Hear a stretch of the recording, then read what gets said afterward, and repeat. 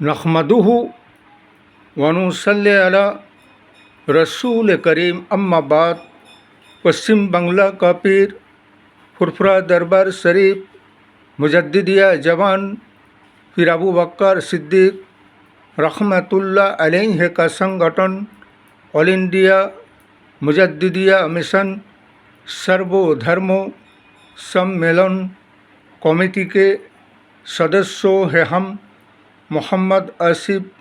इसके अलावा सर्व भारतीय जातीय कांग्रेस नेशनल इंडिया गठबंधन पश्चिम बंगला राज्य कांग्रेस कमेटी के सदस्यों हैं हम हिंदू मुस्लिम सिख ईसाई जैन क्रिश्चन आदिवासी दलित हम सब हैं भाई भाई। मजहब नहीं सिखाता आपस में बैर रखना। हिंद है हम, ये वतन है हमारा। एक ऐसा सरकार और शासन व्यवस्था के हाथ में राजगद्दी और सत्ता आ गया है।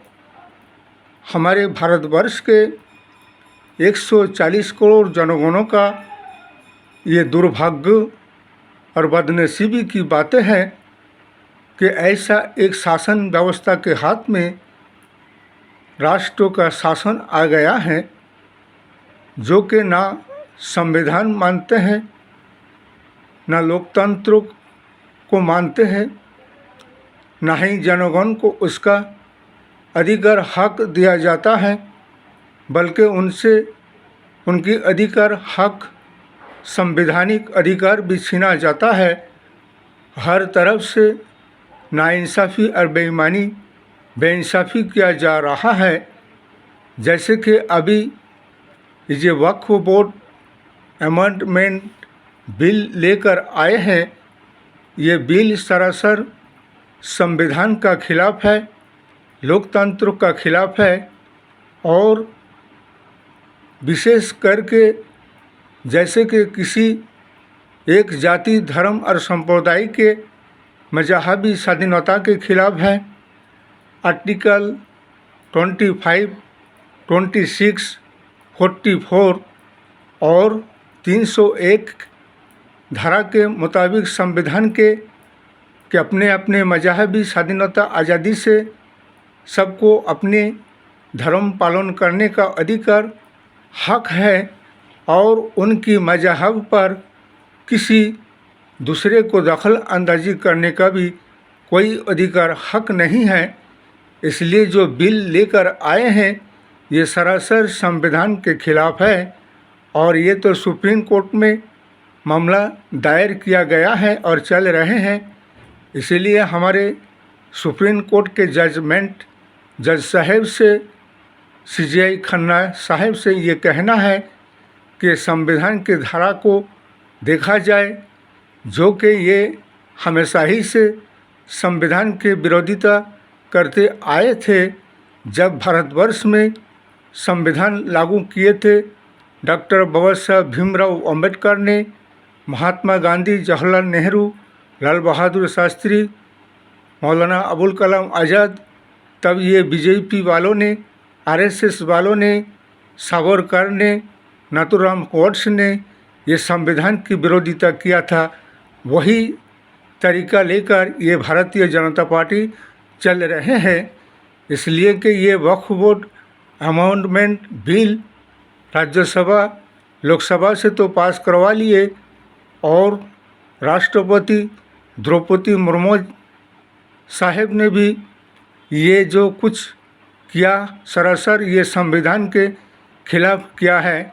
इसलिए इस बिल को जब तक के सुप्रीम कोर्ट की सुनवाई ना हो जाए तब तक ये बिल जैसे कि वैसा ही रहेगा और ना ही ये कानून आइन राष्ट्र में लागू होगा, बल्कि ये तो बिल बातिल और कैंसिल होगा। इसलिए हमारे सुप्रीम कोर्ट के जजमेंट डिवाई संजीव खन्ना से ये कहना है जल्दी से जल्दी इसकी सुनवाई किया जाए और संविधान बचाओ, लोकतंत्र बचाओ, सबको अपने अपने मजहबी स्वाधीनता आज़ादी से रहने का अधिकार हक दो। और हम ये देखना चाहते हैं कि हमें भारतवर्ष के न्यायालय से, सुप्रीम कोर्ट से इंसाफ और न्याय मिलता है कि नहीं, वरना हमारे ऑल इंडिया मुस्लिम संगठन के तरफ से हम इस आइन कानून के खिलाफ, और ये वक्फ बोर्ड आइन कानून जो हमारे मजहबी स्वाधीनता को छीनते हैं, हमारे हक अधिकार पर पाबंदी लगाया जा रहा है, हमारे ज़मीनों को छीनने की बात आ रहा है, तो हम इंटरनेशनल अदालत में भी इसके लिए मामला मुकदमा दर्ज कराएंगे। ये घबराओ मत। पहले हमें यकीन है कि हमें हमारा डिभाई संजीव खन्ना से इसका इंसाफ व न्याय मिलेगा। घबराओ मत।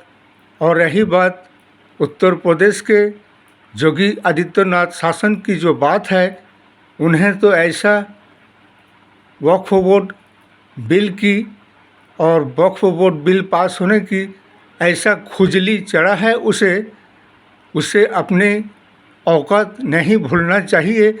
उत्तर प्रदेश के सरकार योगी को और उसके शासन व्यवस्था को अपने औकात में रहना चाहिए, इसलिए कि भारतवर्ष ये लोकतंत्र राष्ट्र है, ये राजतंत्र राष्ट्र नहीं है।